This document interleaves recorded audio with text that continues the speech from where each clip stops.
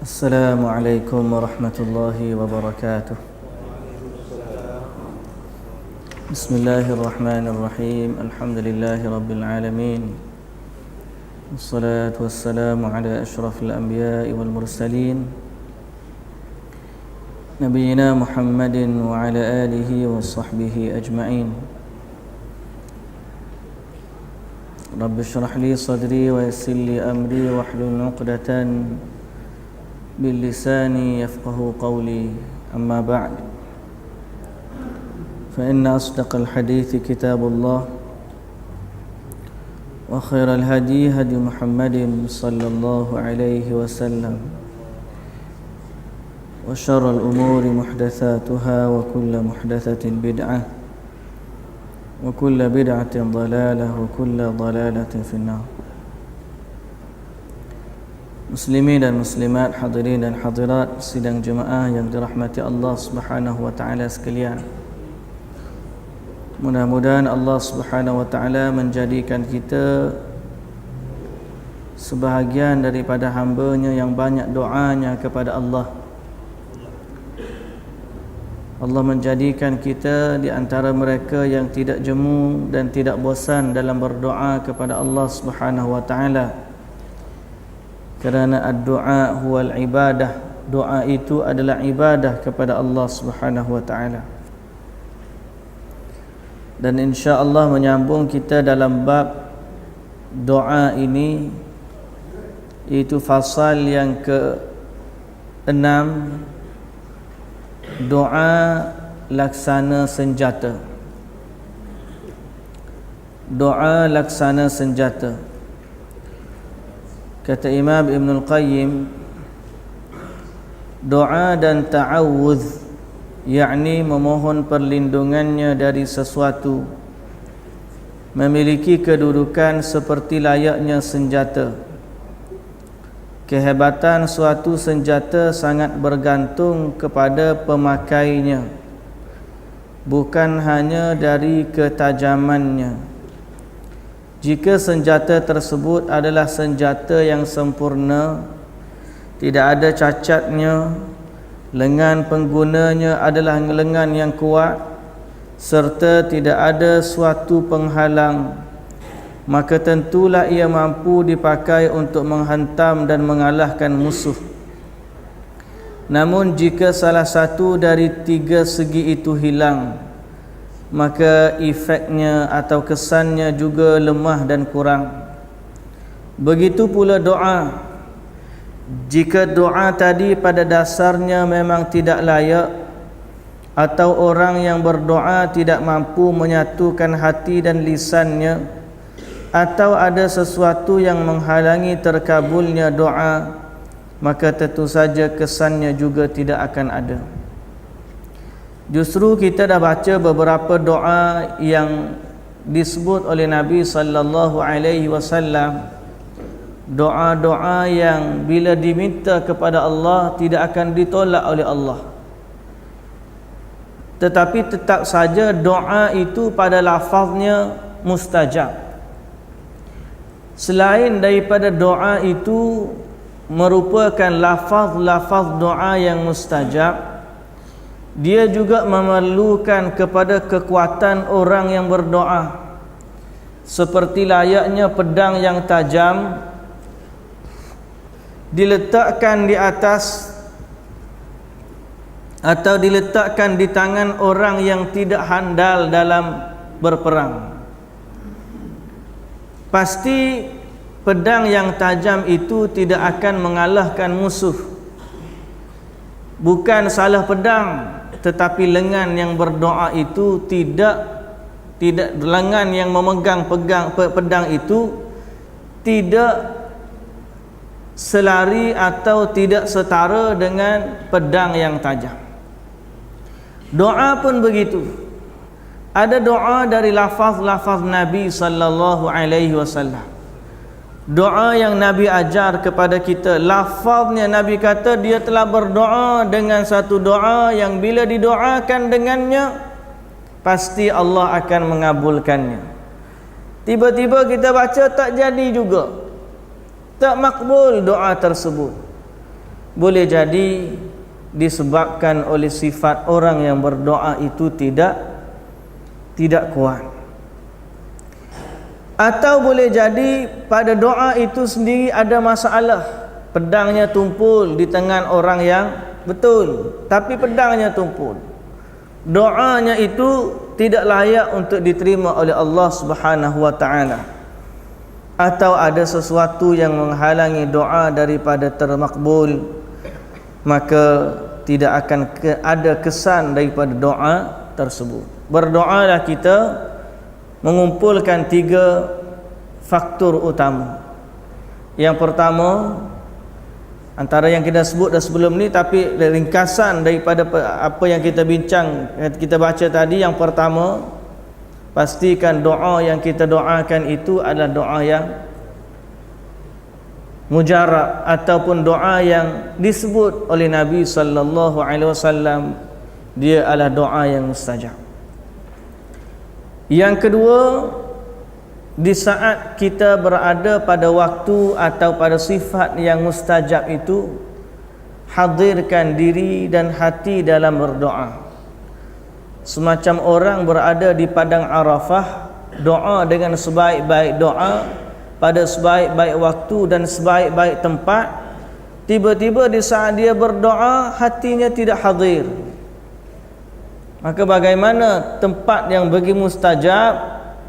Nah, pada zahirnya Allah Azza wa Jalla tidak menerima doanya, sebab tidak ada antara hati dan juga lisan, tidak selari. Kita tidak kata jazam perkara tersebut, tetapi dari sudut kaedahnya begitu. Boleh jadi Allah Subhanahu wa taala menerima daripadanya, boleh jadi. Tapi dari sudut kaedahnya kita kata dia tidak menepati sifat untuk diterima doanya. Dan begitu juga ada sesuatu yang menghalanginya. Kalau tiada sesuatu yang menghalanginya, insya-Allah doa itu akan dikabulkan. Jadi perhatikan pada diri kita kalau ada sesuatu yang menghalang doa kita dari terkabul. Seterusnya, faslun bainad du'a wal qadar. Fasal yang menyatakan hubungan antara doa dan takdir. Ada pertanyaan yang cukup popular dalam bahasan kali ini. Jika perkara yang diminta oleh seorang hamba itu memang telah ditakdirkan, nescaya hal itu pasti akan terjadi baik dia berdoa ataupun tidak. Jika memang tidak ditakdirkan, hal itu tidak akan terjadi baik dia berdoa ataupun tidak. Bukankah demikian? Persoalan yang popular, orang ada tanya begitu. Kalau takdir ni dah ada, apa guna lagi kita doa? Kalau benda tu pasti berlaku, kita doa banyak mana pun dia tetap akan berlaku. Kalau dia tidak ditakdirkan milik kita, doalah apa saja pun pasti dia tidak akan jadi milik kita. Kan takdir itu telah pun kering, ditulis oleh Allah Azza wa Jalla pada lembaran Lauh Mahfuz.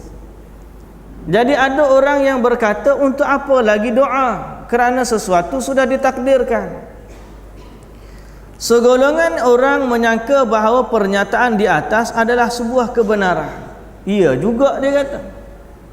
Nah, iya juga, dah takdir dah tentu dah. Nak doa apa lagi? Mereka pun lantas meninggalkan doa seraya mengatakan doa itu sama sekali tidak berfaedah. Seiring dengan kedunguan dan kesesatan mereka, sikap demikian sangat bertentangan. Sesungguhnya konsekuensi dari penerapan pemikiran ini hanya akan meniadakan dan menafikan salah satu bentuk atau keberadaan faktor-faktor penyebab dari sebuah kejadian. Sebagai bantahan kita kepada mereka, katakan kepada mereka, seandainya anda sudah ditakdirkan untuk kenyang dan hilang daripada rasa dahaga, tentu hal itu akan terjadi baik anda makan ataupun tidak. Kalau Allah Ta'ala takdir kenyang, tak makan pun kenyang. Lalu kalau pergi makan dengan dia, hak dia ambil dalam pinggan dia tu, ambil tarik tak kat kita. Aku makan kamu punya pasal apa? Kamu kalau dah takdir kenyang, tak makan pun kenyang. Cakap gitu kat dia. Dia terima tak perkataan itu? Dia tak akan terima. Begitu pula keturunan. Sekiranya anda memang ditakdirkan untuk memilikinya, pasti hal itu terjadi. Kalau ada zuriat, Allah takdir anak 3 ke 4, tak apa, pasti terjadi. Sama ada menyetubuhi isteri atau hamba ataupun tidak. Tak kahwin pun tak apalah. Kalau ada takdir ada 4 orang anaknya, marilah anak tu. Nak mari ke mana anak? Kalau kamu tak kahwin. Namun jika memang tidak ditakdirkan, tentu anda tidak akan pernah memiliki keturunan. Oleh sebab itu tidak ada manfaatnya anda menikah dan memiliki hamba wanita. Begitulah seterusnya. Tak usah kahwinlah cakap kat dia. Dia pun akan menafikan perkara tersebut. Macam mana aku nak dapat anak kalau tak kahwin? Adakah orang yang berakal atau manusia pada umumnya yang akan berpendapat seperti itu? Binatang ternak saja diberi naluri untuk berinteraksi dengan faktor penyebab dalam rangka menjaga kelangsungan hidup dan kewujudan mereka. Ini artinya haiwan-haiwan tersebut lebih pandai daripada orang-orang tadi. Mereka memang seperti binatang ternak, malah lebih sesat dari lagi jalannya. Itu yang pertama. Di antara mereka ada orang yang sok pintar. Sok pintar. Sok pintar ni buat-buat pandai. Sok tahu ya. Pura-pura tahu. Bukan syok tu. Kalau syok pintar boleh juga bahasa kita. Perasan pandai. Tapi sok pintar ni maksud dia pura-pura tahu. Dia tak tahu, cuma dia nampak macam cerdik tapi tak cerdik. Begitulah. Dengan menyatakan menyibukkan diri dengan doa termasuk ibadah mahdah seperti salat, haji dan semisalnya, supaya Allah memberikan pahala kepada orang yang berdoa meskipun doa tersebut sebenarnya tidak mempunyai kesan sedikit pun terhadap apa yang diminta. Dia kata doa ni untuk dapat pahala je, bukan untuk menjadi sebab kepada berlakunya sesuatu perkara. Takdir dah ada. Kita doa ni untuk dapat pahala doa je. Ini sok pintar. Berasa nampak cerdik. Tapi bila dikaji jauh daripada kebenaran. Menurut orang yang berlagak pandai, ini bahasa berlagak pandai kalau bahasa gitu. Orang yang berlagak pandai tersebut tidak ada bezanya antara berdoa dan berdiam diri, baik secara lisan maupun hati, untuk mendapat apa yang diinginkan. Keterkaitan doa dengan tercapainya keinginan seperti itu halnya keterkaitan orang yang diam saja untuk mendapatkannya, sama saja, tidak ada beza. Jadi dia kata apa? Doa pun sama, tak doa pun sama. Kalau doa dapat pahala, tak doa tak ada pahala. Itu saja. Ini orang yang berlagak pandai. Ada orang yang lebih sombong, mereka berkata doa hanya tanda yang Allah berikan sebagai isyarat agar terpenuhi hal-hal yang diinginkan. Jika Allah memberikan taufik kepada seorang hamba untuk berdoa, itu adalah tanda dan isyarat bahawa yang diinginkan telah dipenuhi. Sama seperti halnya jika kita melihat awan hitam di musim hujan, ia yang merupakan petanda turunnya hujan. Jadi tak ada apa-apa, cuma Allah kalau jadikan kita doa tu, itu tanda Allah nak bagi. Maknanya kalau kita ni tak ada apa-apa, doa itu tak ada apa-apa kesannya di sisi Allah Subhanahu wa taala. Mereka melanjutkan hal yang sama juga berlaku pada hukum ketaatan dengan pahala, serta hukum kekafiran dan kemaksiatan dengan seksa. Ketaatan, kekafiran, kemaksiatan hanyalah tanda dari pahala dan siksa, bukan merupakan penyebab keduanya. Begitulah pendapat mereka. Menurut mereka sama sekali tidak ada hubungan sebab akibat dalam peristiwa pecah dan memecahkan. Pecah dan memecahkan. Antara sifat pecah dan memecahkan tak ada hubungan. Mana kawan ni tolong pecah, kalau dia tak pecah pun benda tak akan pecah. Tak ada hubungan. Boleh faham? Jadi dia kata amalan usaha orang tidak ada hubungannya dengan kejadian. Sebab dan musabab tidak berlaku pada mereka.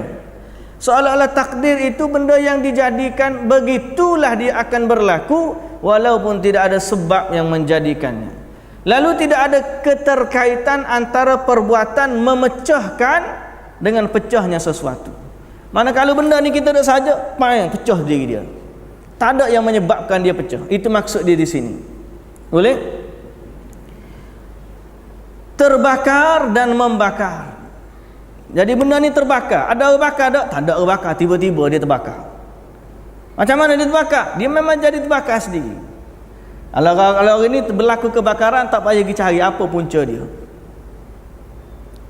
Soalnya mereka beriman dengan takdir begitu. Antara terbunuh dengan membunuh. Dia tu mati kena bunuh. Kalau orang tu tak bunuh dia pun mati juga kena bunuh dia. Jadi siapa dia nak bunuh dia? Jadi terkaitan itu tidak berlaku pada mereka. Tidak ada hubungan antara keduanya melainkan rentetan peristiwa yang biasa, bukan rangkaian sebab dan akibat. Pendapat mereka ini bertentangan dengan perasaan, akal, syariat dan fitrah. Pemikiran mereka juga telah berseberangan dengan semua orang yang berakal, sekaligus menjadi bahan tertawaan mereka. Pendapat yang benar ialah bahagian ketiga yang tidak tercantum dalam pertanyaan di atas, iaitu apa yang ditakdirkan terjadi kerana adanya sejumlah sebab. Dalam akidah kita, takdir Allah itu berlaku dengan sebab. Sebagaimana Allah bila nak mematikan seseorang, Allah jadikan sebab untuk kematian dia. Ada orang yang kemalangan, ada orang yang jatuh perigi, ada orang yang salah makan, ada orang kecil mani, ada orang darah tinggi dan seumpama dengannya. Ada sebab. Paling-paling kalau cek tanya doktor, apa sebab dia doktor? Heart attack dia kata. Jatuh tak bergerak. Itu paling dia kata tak ada jawapan lain. Paling-paling heart attack, jatuh berhenti tiba-tiba maka meninggal. Jadi akidah kita pasti ada sebab menjadikan sesuatu takdir itu berlaku. Sebagaimana bila Allah mentakdirkan kenyang dengan sebab makan, Allah mentakdirkan ada zuriat dengan sebab berkahwin, dan begitulah seumpama dengannya. Tidak mungkin sesuatu ditakdirkan terjadi begitu saja tanpa adanya sebab. Ia pasti memiliki hubungan dengan sebab. Jika seorang hamba mengerjakan sebab, maka terjadilah apa yang ditakdirkan. Begitu pula jika hamba tidak mengerjakannya, maka apa yang ditakdirkan itu tidak terjadi. Ini sebagaimana ditakdirkannya kenyang kerana makan dan minum, keberadaan anak kerana bersetubuh, panen hasil pertanian kerana menyemai, kematian ternak kerana disembelih, dan memasuki syurga dan neraka kerana amal perbuatan. Demikianlah pendapat yang benar. Namun hal ini tidak disinggung oleh penanya. Tampaknya dia belum mendapatkan taufik untuk memahami perkara ini. Jadi akidah ahli sunnah dalam bab takdir, pasti Allah mentakdirkan sesuatu dengan bersebab. Karena itu kalau kita perhatikan, di saat Allah Subhanahu wa taala nak menggugurkan buah kurma kepada Maryam yang baru melahirkan, Allah menyuruh dia melakukan sesuatu. Wa huzzi ilaiki bijid'in nakhlah tusaqit alaiki rutaban janiyah. Wahai Maryam, kamu goncanglah bijid'in nakhlah, di pangkal pokok kurma, tusaqit alaiki rutaban janiyah, gugur ke atas kamu daripada rutab-rutab yang ranum. Tuan-tuan yang pergi ke Mekah ni tengok pokok kurma macam mana. macam pokok kelapa sawit. Lepas tu buah kurma ni kalau rutak tu kita beli kurma tangkai Yusuf Tayu. Yusuf Tayu dia tak boleh sebut kuat, dia kena slow-slow. Yusuf Tayu. Ataupun kurma Tunisia, kurma tangkai tu, kurma tangkai. Kita hak dia potong dah pun nak buang tu, maknanya dia lekat tu kuat. Antara tangkai kurma dengan buah kurma tu lekat dia kuat. Tu hak dia petik dah, hak duduk atas pokok lagilah kuat. Kena pula batang kurma besar pemeluk. Apa relatifnya kekuatan seorang wanita yang baru melahirkan anak, yang kadang-kadang kita tengok nak buka mata pun tak larang, nak angkat kepala pun tak larang. Orang perempuan lepas bersalin letih habis semua tenaga dia. Tiba-tiba di saat itu Allah Ta'ala kata, kamu goncang pokok kurma. So ke hak baru bersalin, kalau panggil hak bawah sikit pada badan pun tak gugur. Kau Akram pernah kau kacau goncang pokok, gugur ke tak? Tak gugur. Try balik tengok bulatan Kota Baru tu, ada pokok kurma, ada buah. Duduk situ satu hari, duduk situ goncang. Satu hari tak gugur. Tapi kenapa Allah Azza wa Jalla suruh Maryam, wa huzzi ilaiki bi jiz'in nakhlati tusaqit alayki rutaban janiyya?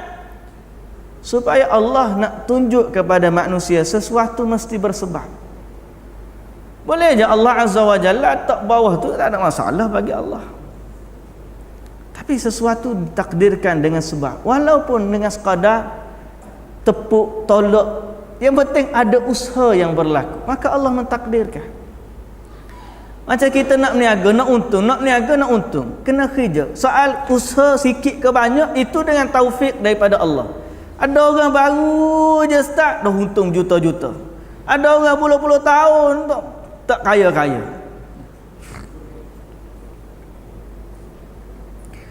Begitulah dia keadaannya. Usaha, takdir datang dengan sebab. Maka jika demikian, doa merupakan salah satu faktor penyebab yang paling kuat. Antara sebab yang menjadikan sesuatu takdir itu berlaku adalah doa. Doa. Ini kadang-kadang faktor yang kita tak nampak sebab dia gaib. Macam faktor kesembuhan. Kita nak sembuh, kita makan ubat. Kita nampak dia zahir sebab dia makan ubat. Padahal antara faktor ubat dengan faktor doa yang lebih kuat di sisi Allah ialah doa. Cuma kita tak nampak dia sebagai faktor. Apabila apa yang diminta dalam doa ditakdirkan terjadi dengan sebab doa tersebut, maka tidak benar jika dikatakan bahawa doa itu tidak ada faedahnya, sebagaimana apabila dikatakan bahawa tidak ada faedah dari makan, minum serta segala bentuk aktiviti dan perbuatan. Tidak ada sebab yang lebih bermanfaat daripada doa, dan tidak ada cara yang lebih cepat untuk mendapatkan apa yang diinginkan melebihi doa. Tak ada perkara yang lebih kuat sebabnya daripada doa, dan tidak ada cara yang lebih cepat untuk kita mengharapkan apa yang kita nak lebih daripada doa. Sebab dia adalah antara sebesar-besar sebab, kerana kita berhubungan terus dengan Allah Subhanahu wa ta'ala. Para sahabat radhiyallahu anhum paling mengenal Allah dan Rasulnya, serta paling memahami ajaran agamanya dari kalangan umat ini. Oleh sebab itu mereka adalah orang yang paling baik dalam berdoa dan teguh dalam melaksanakan syarat-syarat maupun adab-adabnya berbanding dengan selain mereka. Dahulu Umar bin Al-Khattab radhiyallahu anhu memohon pertolongan atas musuhnya dengan doa bahkan dia menganggap doa sebagai tentera yang terhebat. Umar radhiyallahu anhu, kelengkapan dia yang paling kuat, dia sediakan nak pergi perang, kelengkapan yang paling ampuh ialah doa. Sehingga dia kata apa? Kalian tidak mendapatkan pertolongan dengan jumlah kalian yang banyak, tetapi kalian mendapat pertolongan daripada langit.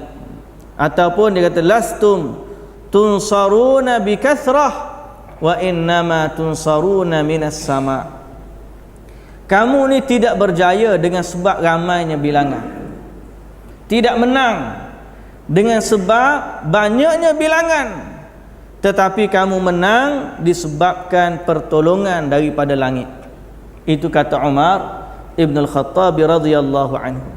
Maknanya dia menganggap doa adalah penyebab yang lebih kuat daripada penyebab yang zahir. Jadi kita kata tadi doa, antara doa dengan ubat, mana lebih mujarab di sisi Allah? Doa. Ada orang ambil doa, ambil ubat tak berdoa. Dia pun mula dengan yakinnya dia ambil ubat, tak berdoa. Ada orang bila dia berdoa, dia tak ambil ubat, orang kata, kamu nak sembuh macam mana? Padahal antara dua tu, orang yang ambil ubat dan tak berdoa dengan orang berdoa tak ambil ubat, mana lebih kuat? Berdoa walaupun tak ambil ubat. Tapi kalau ambil ubat, apakah dia menafikan doa? Lah. Dia hanya menggabungkan antara dua sebab dan tidak menafikan salah satu dengan yang lain. Macam orang tawakal, apakah dia dengan tawakal dia makan ubat, dia berikhtiar jumpa doktor, ternafi tawakal dia dengan Allah Subhanahu wa taala? Lah. Doktor salah satu sebab untuk disembuhkan. Yang menyembuhkan ialah Allah Azza wa Jalla. Sebagaimana doa juga adalah sebab, bahkan dia lebih kuat daripada ubat. Yang menyembuhkan ialah Allah Azza wa Jalla. Nampak tak? Kalau kita betul dalam soal itu, maka insya-Allah kita akan senantiasa berdoa kepada Allah Subhanahu wa taala, kerana kita tahu doa adalah faktor untuk sebab berlakunya sesuatu perkara. Umar juga radhiyallahu anhu berkata, sesungguhnya yang aku pentingkan bukanlah pengabulan tetapi doa atau permohonan itu sendiri. Apabila kalian berdoa, maka pengabulan akan ada bersamanya. Seorang penyair sambil makna ini lalu mengambil makna ini lalu menyusunnya dalam bentuk bait syair. Dia berkata, "Lau lam turid naila ma arju wa atlubuhu min judi kaffayka ma awwattani at-talaba ma awwattani at-talaba." Jika engkau tidak ingin aku mendapatkan apa yang kuinginkan dari kemurahan dua tanganmu, maka engkau tidak membiasakan aku untuk meminta. Kalau Allah nak bagi kepada kita, maka Allah akan menjadikan sebab dia berlaku. Antara sebab yang Allah Ta'ala jadikan ialah Allah jadikan kita berdoa satu perkara itu, maka akhirnya berlakulah dengan sebab doa itu. Baik hadirin dan hadirat yang dirahmati Allah, barang siapa yang diberi ilham untuk berdoa, maka sesungguhnya Allah hendak mengabulkan permohonannya. Bagaimana tidak, sedangkan Allah berfirman, ud'uni astajib lakum, berdoalah kepadaku nescaya akan aku perkenankan bagimu. Dan Allah Subhanahu wa taala juga berfirman, wa idza sa'alaka ibadi anni fa inni qarib ujibu da'watad da'i idza da'an. Apabila hamba-hambaku bertanya kepadamu wahai Muhammad tentangku, maka sesungguhnya aku dekat, aku kabulkan permohonan orang yang berdoa apabila dia berdoa kepadaku. Allah kata aku akan kabulkan. Bila dia berdoa, aku akan kabulkan. Maka antara sebab untuk Allah menjadikan seseorang itu berlaku takdir padanya sebagaimana yang dikehendaki oleh Allah, Allah takdirkan dia untuk berdoa. Jadi siapa yang berdoa kepada Allah berbahagialah. kerana Allah memberi taufik kepadanya untuk mencari sebab yang paling ampuh untuk Allah mentakdirkan sesuatu padanya. Dalam Sunan Ibnu Majah dari Abi Hurairah radhiyallahu anhu, dia mengatakan bahawa Rasulullah sallallahu alaihi wasallam bersabda, "Man lam yas'alillah yaghdab alaih." Siapa yang tidak minta kepada Allah, nescaya dia akan murka kepadanya. Bukan sekadar Allah Ta'ala nak tak bagi hak dia yang dia Allah Subhanahu Wa Ta'ala tak bagi apa yang dia kehendaki, malah Allah Azza wa Jalla murka kepada orang yang tidak berdoa. Hal ini menunjukkan bahawa redanya terletak pada permohonan dan ketaatan kepadanya. Jika Allah redha, maka seluruh kebaikan akan berada dalam redanya, sebagaimana setiap bencana dan musibah itu terjadi kerana kemaksiatan kepada Allah dan murkanya. Imam Ahmad menyebutkan sebuah athar dari dalam kitab Az-Zuhud. Aku adalah Allah, tidak ada ilah yang berhak disembah selainku. Jika aku redha, pasti aku berkati, dan keberkatanku tidaklah ada batasnya. Jika aku murka, nescaya aku akan melaknat, dan bahawa laknatku sampai ke keturunan yang ketujuh. Jadi berdasarkan apa yang kita sebut tadi, soal doa dengan takdir adalah sesuatu yang bersifat melazimi. Doa adalah sebahagian daripada sebab untuk berlakunya takdir. Siapa yang kata tak perlu berdoa sebab takdir itu dah berlaku, kalau tak doa pun dia tetap berlaku. Kalau dia tak ditakdirkan, berdoalah banyak mana pun tetap juga akan ditakdirkan sebagaimana yang ditakdirkan sebelum daripada doa. Soalnya macam kita katakan amalan-amalan yang lain, sebab atau makan, minum, keturunan, mustahil pada akal yang waras untuk menerima sesuatu berlaku tanpa sebab. Begitulah juga dengan doa. Baik akal, nas syariat, fitrah maupun pengalaman umat-umat terdahulu dengan perbezaan jenis agama dan keyakinan, semuanya telah menunjukkan bahawa mendekatkan diri kepada Allah Rabb semesta alam, mencari redanya dan berbuat baik kepada makhluk merupakan penyebab utama yang akan mendatangkan semua kebaikan. Sementara kebalikan dari semua hal ini merupakan penyebab terbesar yang akan mendatangkan segala keburukan. Allah Subhanahu wa taala mengaitkan kebaikan dan keburukan di dunia dan di akhirat dalam kitabnya dengan amal perbuatan, sebagaimana terkait antara balasan dengan syarat, kejadian dengan alasan, dan akibat dengan sebab. Hal ini dapat dijumpai lebih dari 1000 tempat dalam Quran.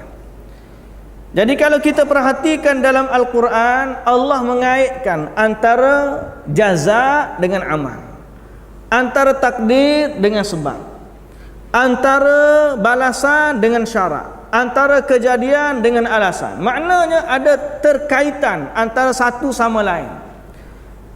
Sebagaimana doa adalah kaitannya dengan sesuatu takdir berlaku, maka Allah Azza wa Jalla menyatakan lebih daripada 1000 tempat dalam Quran mengaitkan keterkaitan hubungan antara amal dengan balasan, kejadian dengan alasan. Bererti sesuatu ini berlaku dengan sebab musababnya. Dan juga bererti kalau seorang itu berdoa kepada Allah, pasti Allah Azza wa Jalla akan menerima dan ada hubungannya dengan takdir yang Allah Subhanahu wa taala tentukan. Kerja kita ialah memperbanyakkan doa kepada Allah. Jangan sampai kita kata orang yang Qadariyah atau Jabariyah. Jabariyah kata apa? Kita ni beramal ke tak beramal, soal syurga neraka dah ada. Kamu tak beramal, kali ahli syurga masuk syurga. Mustahil. Qadariyah pula kata kita yang menentukan qadar. Itu tidak juga. Ahlu sunnah wal jamaah beriman dengan Allah Azza wa Jalla, la yus'alu amma yaf'alu wa hum yus'alun. Ahli sunnah kata, Allah Ta'ala sebut dalam surah Al-Furqan, la yus'alu amma yaf'alu wa hum yus'alun. Allah tidak ditanya tentang apa yang Allah takdirkan. Kenapa Allah buat begitu? Kenapa Allah buat begini? Kenapa begini? Kenapa begitu? Itu hijab Allah yang tidak akan ditanya kenapa dan kenapa. Yang ditanya ni kenapa dan kenapa siapa? Kita. Jangan berhujjah dengan takdir Allah, tapi berhujjah dengan amal kita. Apa yang kamu buat untuk syurga, itu hujjah kita. Jangan tanya kenapa Allah tulis aku ahli syurga ke ahli neraka. Lah, kita pun tak tahu. La yus'alu amma yaf'alu wa hum yus'alun. Sebagaimana para sahabat bila tanya Nabi sallallahu alaihi wasallam, Nabi kata, seorang kamu sudah ditentukan ahli syurga ataupun ahli neraka. Sahabat tanya, afala nada'ul amal?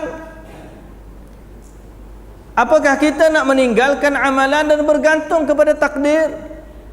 Nabi kata, la. I'malu kullun muyassarun lima khuliqalah. Kamu beramal, semuanya dipermudahkan untuk apa dia diciptakan.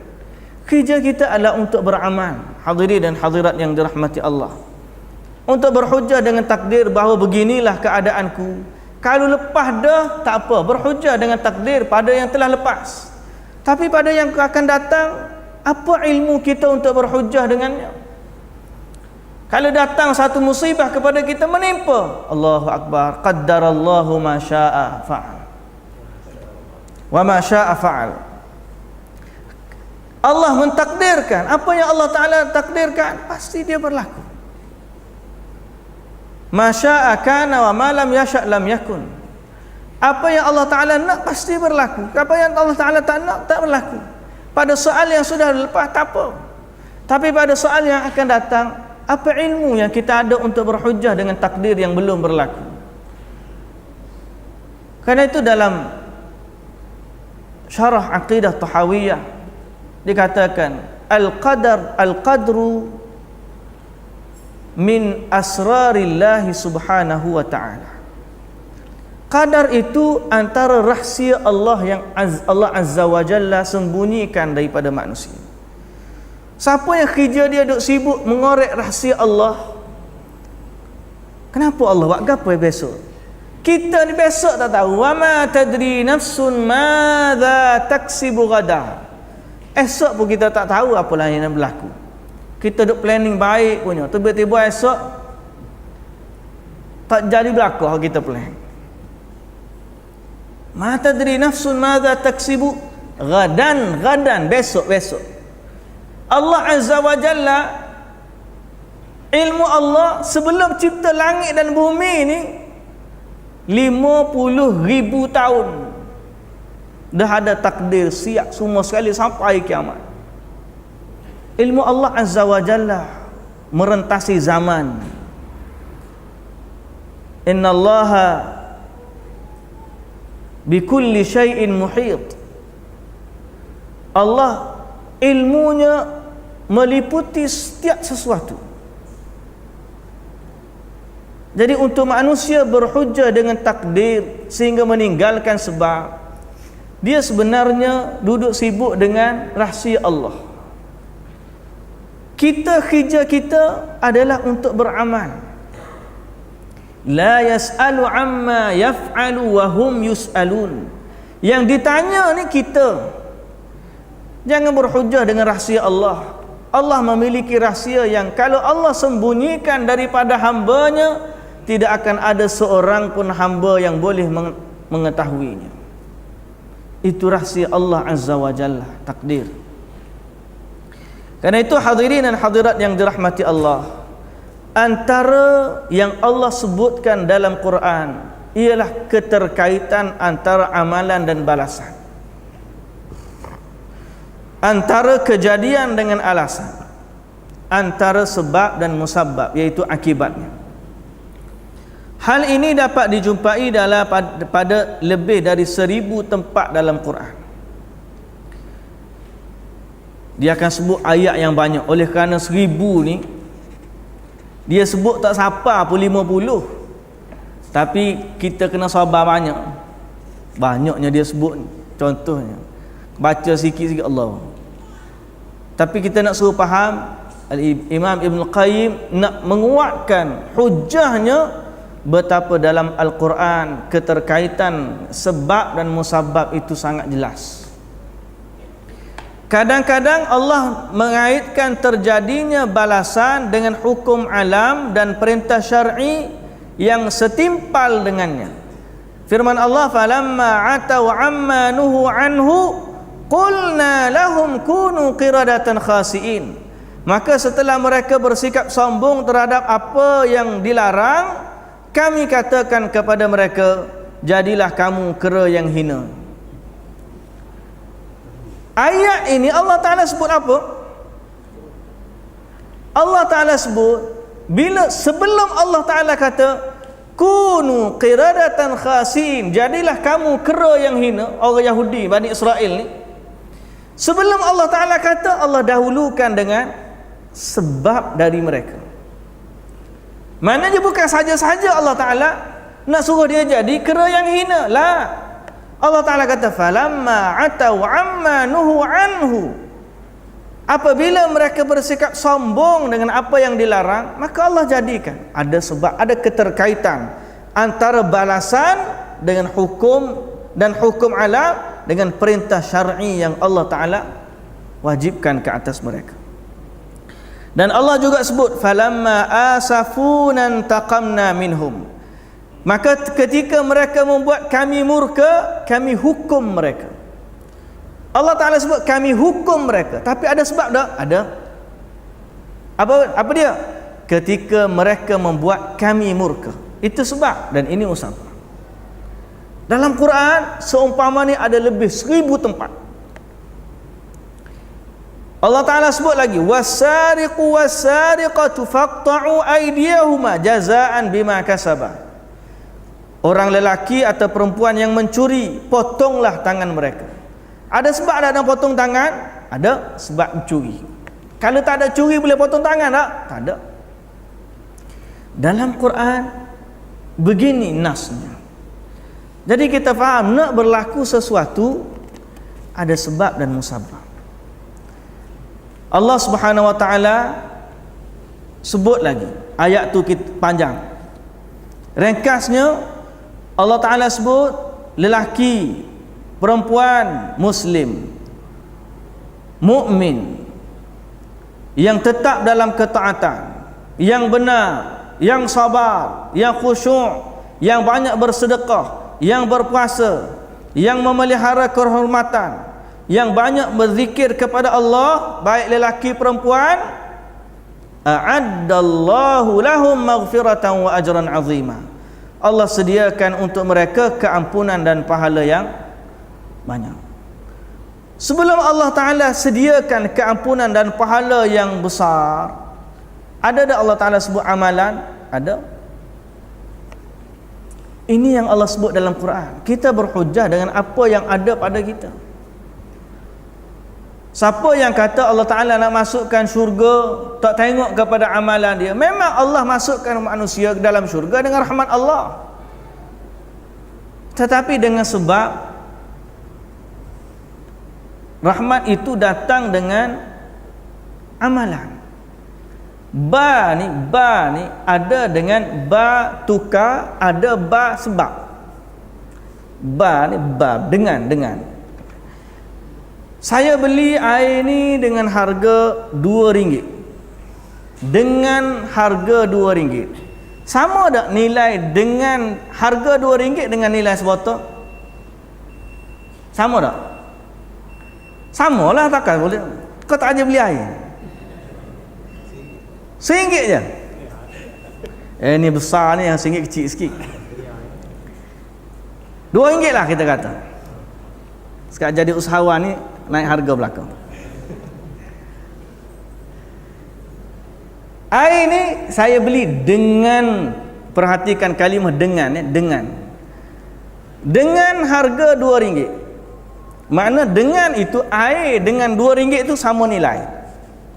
Dia panggil ba li ta'wid, ba dengan untuk tukar senilai, hak ni dengan hak ni senilai. Yang ni dia panggil untuk tukar. Satu lagi dengan sebab. Contohnya ada orang tu datang, dia tersepak benda pintu, rebah, kita pun pegang dia, angkat. Allah, terima kasihlah, dia kata, sebab awak tolong saya belanja awak makan. Mana kebetulan hari ni saya nak pergi makan di mana tempat special tu, Menara Kuala Lumpur, restoran Pusing. Sebab awak belanja saya, sebab awak tolong saya, jom pergi makan dengan saya. Dengan sebab awak tolong saya, tadi saya belanja makan. Dengan tu sama ke tak sama? Tak sama kan? Tak sama. Tapi tetap juga dengan sebab.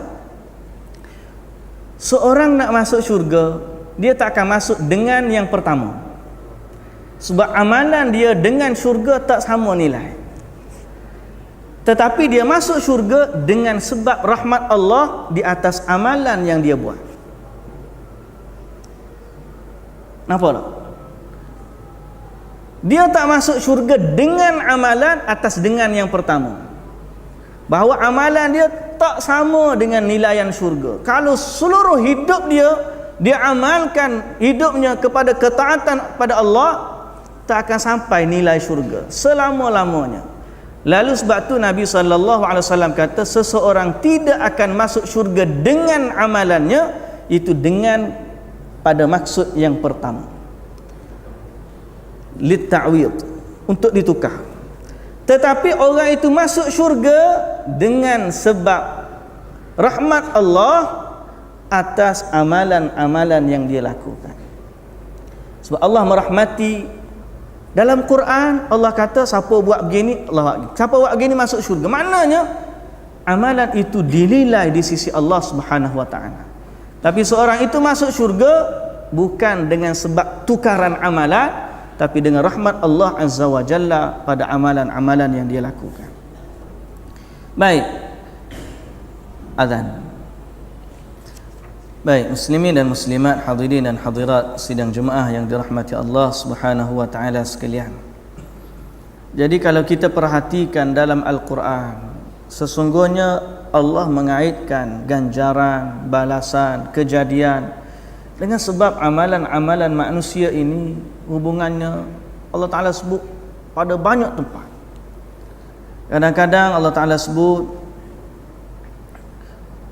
dengan pola kalimah syarat dan balasan. In tattaqullah yaj'al lakum furqana. Jika kamu bertakwa kepada Allah, Dia akan memberikan furqan, kemampuan membezakan antara hak dan batil kepadamu, dan menghapuskan kesalahanmu dan mengampuni dosa-dosamu. Dan Allah mengatakan untuk orang dikira nilai dia sahabat saudara kamu dalam agama, Allah Ta'ala kata, fa in tabu wa aqamus salata wa atawuz zakah fa ikhwanukum fid din. Kalau mereka bertaubat, melaksanakan salat dan menunaikan zakat, maka barulah bererti mereka itu saudara kamu seagama. Allah Ta'ala juga kata, wa allaw istaqamu 'ala at-tariqati la asqainahum ma'an ghadaqa. Sekiranya mereka tetap berjalan lurus di atas jalan itu, yakni agama Islam, nescaya kami akan mencurahkan kepada mereka air yang cukup. Hubungan antara amalan dengan kejadian balasan daripada Allah Subhanahu wa taala. Kadang-kadang Allah menyebutkan huruf lam ta'lil, seperti firman Allah, liyadabbaru ayatihi waliyatadhakkara ulul albab, supaya mereka menghayati makna ayat-ayatnya dan agar orang-orang yang berakal sehat mendapat pengajaran. Kadang-kadang dengan lafaz kai, supaya manusia beramal, kai la yakuna dulatan bainal aghniya'i minkum, agar harta itu tidak hanya beredar di antara orang-orang kaya di antara kamu. Allah menyatakan sebab manusia perlu beramal. Jadi jangan sampai dia ni hilang himmah dalam beramal disebabkan takdir. Hilang himmah dalam beramal disebabkan takdir. Kadang-kadang dalam soal kita membicarakan soal takdir, sampai ke satu tahap datang syubhah dalam hati, untuk apa kita beramal kalau takdir sudah ditentukan? Itu antara syubhah yang dicampakkan dalam hati manusia. Untuk apa manusia itu beramal kalau dia sudah ditakdirkan oleh Allah? Saya katakan itu adalah syubhah daripada syaitan. Kerana petunjuk Al-Quran tidak pernah menyebut supaya kita ni orang yang kurang amal. Petunjuk Al-Quran semuanya galakkan untuk beramal. Dan tidak ada orang yang memahami takdir lebih daripada kefahaman para sahabat radhiyallahu anhum yang belajar dalam madrasah Nabi sallallahu alaihi wasallam.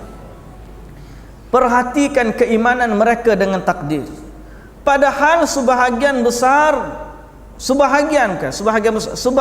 daripada mereka dijamin syurga oleh Nabi sallallahu alaihi wasallam. Sayyidina Abu Bakar As-Siddiq, Umar Al-Khattab, Ali bin Abi Talib, Uthman bin Affan, Bilal bin Rabah, 10 golongan yang dijamin syurga. Sa'ad bin Abi Waqqas, Sa'id bin Zaid, Abu Ubaidah Al-Jarrah, Abdurrahman bin Auf, Talha bin Ubaidillah, Zubair bin Awam, Ammar bin Yasir. Golongan-golongan yang disebut oleh Nabi, kamu dari ahli syurga. Thabit bin Qais, Umair ibn al-Hamam, Amru ibn al-Jamuh, sahabat-sahabat besar yang Nabi SAW sebut mereka ini ahli syurga. Sewaktu mereka masih hidup, Nabi sebut fa innaka min ahliha kepada Thabit bin Qais. Thabit bin Qais orang yang kuat suara dia, tak erti nak slow volume suara. Kalau cakap ni asyik gaduh, dia kata, bukan nak gaduh, baru nak sembang. Kuat suara dia. Sampai bila bercakap dengan Nabi sallallahu alaihi wasallam pun suara dia kuat. Tiba-tiba turun surah Al-Hujurat. Jangan kamu kuatkan suara depan Nabi sallallahu alaihi wasallam. La tarfa'u aswatakum fawqa sautin nabiy wa la tajharu lahu bil qawli ka jahri ba'dikum li ba'din an tahbata a'malukum wa antum la tash'urun. Jangan kamu kuatkan suara di hadapan Nabi sebagaimana kamu kuat cakap dengan orang lain. Takut-takut pahala kamu, amalan kamu rosak dalam keadaan kamu tak sedar. Dia sampai tak pergi majlis Nabi. Nabi sampai tanya, mana dia? Tak ada Thabit bin Qais, tak ada Thabit bin Qais. Kebetulan masa tu dia dekat dengan rumah Sa'ad bin Mu'adz radhiyallahu anhuma. Nabi kata, Sa'ad, kita tanya Thabit tu apa cerita dia tak datang, lama tak datang. Jumpa dengan Thabit kata, aku ni dah ahli neraka. Kenapa pula? Kan Allah Ta'ala turunkan ayat jangan cakap kuat dengan Nabi. Selama ni aku dah cakap kuat dengan Nabi. Dia takut mendahului kalam Rasulullah sallallahu alaihi wasallam. Para sahabat dengan Nabi la ilaha illallah. Mereka sangat beradab. Nak angkat suara depan Nabi pun tidak. Siapa hak duk loncat-loncat sambil sebut Nabi tu, kita pun tak tahu. Kalau dia kata Nabi hadir, apakah begitu keadaan adab mereka dengan Nabi sallallahu alaihi wasallam? Saya pernah bawa satu Jumaat baru ni, suara Jumaat di kat makam Rasulullah sallallahu alaihi wasallam. Kita masuk sampai Madinah, kita bawa pergi ziarah dan nak bagi salam pada Nabi sallallahu alaihi wasallam. Pun duk ramai duk ubur-ubur, tiba-tiba dia tengok ada orang ambil kamera gambar. Tengok ambil gambar makam Rasulullah. Dia kata, boleh ke ambil gambar sini? Saya kata tak boleh ambil gambar sini. Tu orang ambil gambar, dia curi-curi. Kita pun boleh juga curi-curi dia. Saya jawab ke dia macam mana? Saya kata, Mungkin kita boleh curi-curi pada orang jaga tu, tapi tuan kubur tu kenal ke kita buat gitu? Kalau Rasulullah tu hidup, dia suka tak kita buat gitu? Dia pun duduk sekejap mikir, berkali dak kali ya ustaz. Dak kata simpan balik, dia pun simpan balik kemarin, tak jadi ambil gambar. Kita ni kalau betul orang tu sayang pada Nabi SAW, adab dengan Nabi itu, Allahu Akbar. Allah Ta'ala kata, la tarfa'u aswatakum fawqa sautin Nabi. Kalau kamu cakap, jangan cakap kuat dengan Nabi. Hatta jangan cakap. Sahabat Thabit bin Qais sampai tak pergi majlis Rasulullah sallallahu alaihi wasallam sebab takut aku ni suara kuat lebih daripada Nabi. Sa'ad bin Mu'adh pergi rumah dia, kata aku ahli neraka, dia kata. Dia berbalik bagi tahu kepada Rasulullah sallallahu alaihi wasallam, Thabit bin Qais tak datang dalam majlis Rasulullah sebab dia takut dia cakap kuat daripada Nabi, dan dia kata aku ahli neraka. Nabi sallallahu alaihi wasallam kata, bal huwa min ahlil jannah, bahkan dia ahli jannah, ahli syurga, sebab adabnya dengan Rasulullah sallallahu alaihi wasallam. Kita tak tahu macam mana orang yang kata dia sayang pada Nabi tapi meloncat-loncat Allah dengan suara yang kita kata. Kalaulah itu berlaku pada zaman Rasulullah sallallahu alaihi wasallam, nescaya orang inilah yang akan dimarahi oleh Rasulullah sallallahu alaihi wasallam. Tapi yang saya nak sebut, ramai di kalangan sahabat dijamin syurga. Apakah kita dapati selepas mereka dijamin syurga oleh Rasulullah sallallahu alaihi wasallam, lalu mereka jadi orang yang kurang amal? Lah, malah mereka bertambah kuat amalannya. Umair ibn al-Hamam, seorang sahabat yang syahid di perang Badar. Baru ni ada seorang, ada mari dekat sini, dia tanya saya, nak bagi nama apa anak ni? Saya kata nama Umair. Kebetulan kita baca cerita tu, Umair ibn al-Hamam, seorang sahabat syahid di medan Badar. Nabi kata, qumu ila jannatin arduha samawati wal ard, bangkitlah sekalian kamu kepada syurga yang luasnya langit dan bumi. Dia kata, ya Rasulullah, jannatin arduha samawati wal ard, syurga luasnya langit dan bumi. Nabi kata, na'am. Lalu dia kata, bakhin. Bah ni kalau bahasa kita wah. Nabi kata, kenapa kamu kata begitu? Tidaklah aku kata begitu, melainkan aku harap aku termasuk dari ahlinya. Nabi SAW kata kepada dia, fa innaka min ahliha, kamu ahli syurga. Dia masa tu makan beberapa biji buah kurma, makan sekejap tak ingat dah, ingat ke syurga. Nabi kata kamu ahli syurga.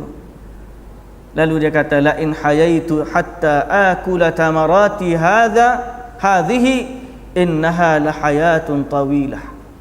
Kalaulah aku tangguhkan hidupku untuk semata-mata nak makan beberapa biji kurma ini, sesungguhnya penangguhan itu umur yang sangat panjang. Dia campak kurma dia, terjun ke medan perang. Amal, bukan nak tunggu syurga lah. Nabi jamin innaka min ahliha, tapi dia terjun ke medan perang. Sebab apa?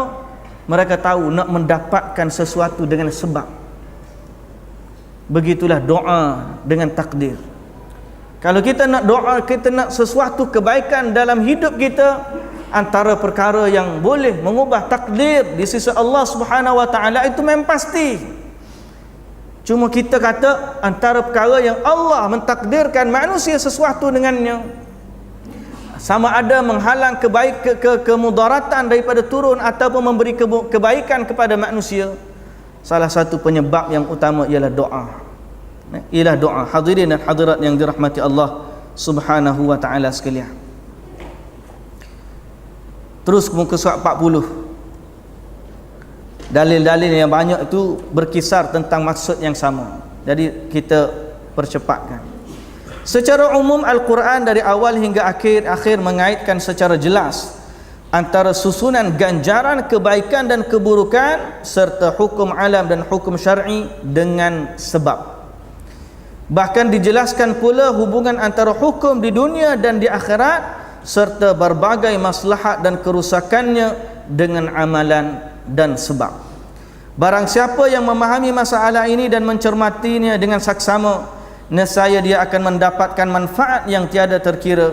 Namun orang yang hanya sekadar menyandarkan diri kepada takdir kerana kebodohan, kelemahan, kelalaian dan kealpaan dirinya, maka tawakalnya ini hanyalah merupakan kelemahan dan kelemahannya berubah menjadi tawakal. Orang yang faqih, berilmu, yang sesungguhnya adalah orang yang menolak, menampik dan melawan takdir dengan takdir juga. Kita berdoa bukan kita mengubah takdir, tapi kita berdoa kepada Allah, Tuhan yang memiliki takdir. Seorang tidak keluar daripada takdir Allah, dia pergi kepada diri dia sendiri. We choose our fate. Dia yang tentukan nasib dia. No, tak ada. La. Tapi ini yang berlaku, ditanam dalam minda kita. Kadang-kadang budak-budak seumur 7-8 tahun, kita tengok cerita kartun, inilah yang diajar kepada anak-anak kita. Kita pilih nasib kita sendiri. Padahal di sisi agama tidak berlaku sedemikian. Seorang tidak akan keluar daripada takdir Allah apapun yang berlaku. Kerana tidak akan berlaku sesuatu dalam dunia ini melainkan dengan izin daripada Allah Subhanahu wa taala. Jadi kalau kita berdoa, bukan kita yang mengubah takdir. Kita berpindah daripada takdir kepada takdir Allah yang lain. Begitu juga orang yang diberi pemahaman dan petunjuknya, dia akan menolak hukuman takdir hukuman akhirat dengan takdir taubat, iman dan amal saleh. Hal ini setara dengan takdir yang ditakuti di dunia dan kebalikannya. Sebab Rabb dunia dan akhirat adalah satu, hikmahnya juga satu, tidak ada pertentangan dan penafian antara satu sama lain. Masalah ini termasuk masalah yang sangat penting bagi orang yang mengetahui kedudukannya dan memperhatikannya secara seksama. Meskipun demikian, masih tersisa dua hal yang harus seseorang lakukan untuk menyempurnakan kebahagiaan dan keberuntungan. Ada dua perkara yang perlu ditekankan dalam bab kebahagiaan dan keuntungan pada hari akhirat, yakni insya-Allah kita sambung pada pertemuan yang akan datang. Sekadar itulah dulu pada malam ini apa yang baik dari Allah Subhanahu wa taala, yang tidak baik dari kelemahan dan kekurangan saya.